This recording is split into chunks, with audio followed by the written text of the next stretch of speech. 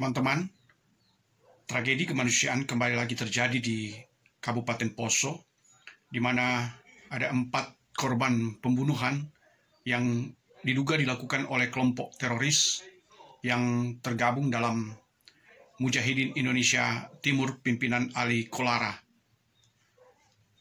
Tragedi Poso yang terjadi pada tahun 1998 sebetulnya sudah selesai dengan dilakukannya perdamaian di Malino dengan dikeluarkannya deklarasi Malino. Namun kondisi di Poso ternyata sampai saat ini belum kondusif karena masih ada kelompok teroris yang masih berkeliaran dan konflik ternyata belum juga tuntas. Dalam tragedi Poso yang terjadi sejak tahun 1998 itu, ada beberapa tokoh agama yang terlibat untuk memberikan solusi perdamaian di Poso.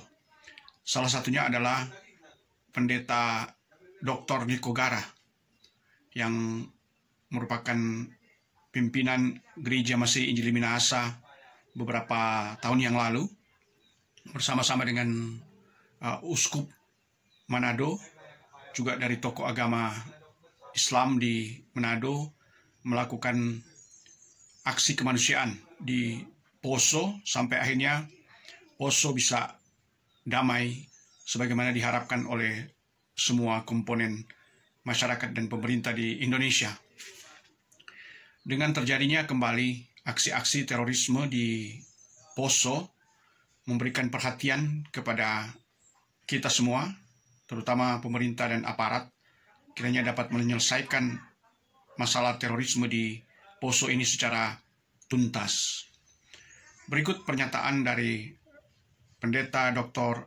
Niko Gara dengan terjadinya kasus pembantaian terhadap 4 petani oleh kelompok Mujahidin Indonesia Timur yang terjadi pada 11 Mei baru-baru ini. Terkait kegiatan teroris di bawah pimpinan Ali Kolara di Poso, saya berpendapat bahwa memang sudah seharusnya aparat kita memberi perhatian serius untuk membasmi teroris ini sampai ke akar-akarnya.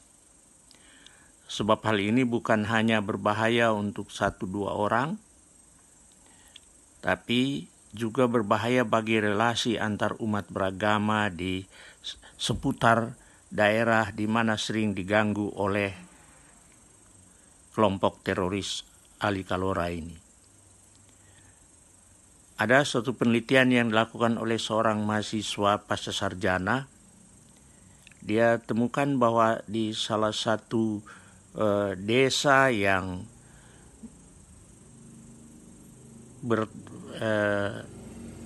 di kaki gunung di mana beroperasi teroris Ali Kolara itu, ada terbangun semacam saling curiga antara agama di sana, antara kelompok Kristen dan Islam di sana.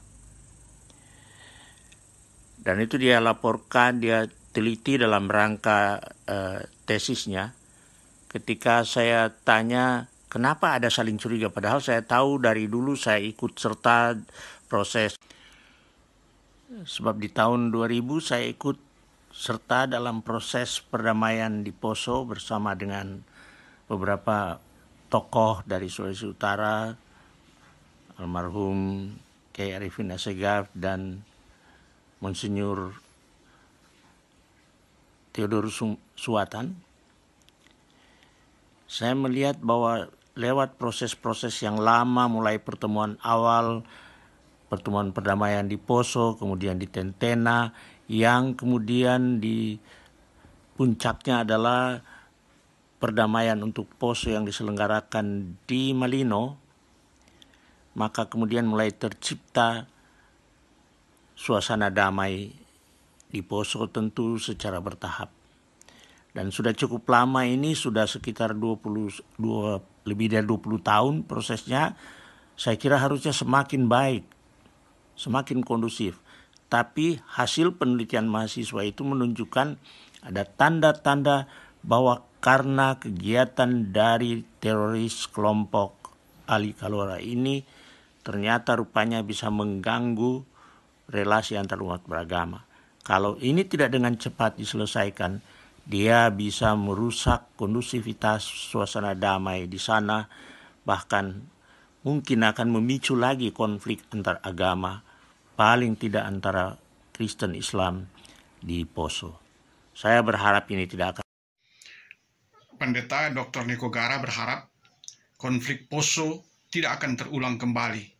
Dan karena itu kita semua juga berharap pemerintah, terutama aparat keamanan, dapat segera menyelesaikan secara tuntas dengan membasmi para teroris yang masih berkeliaran di Poso. Dan untuk teman-teman yang belum subscribe channel saya ini, silakan subscribe agar teman-teman selalu memperoleh informasi yang aktual dan akurat dari saya. Demikian dan sampai jumpa.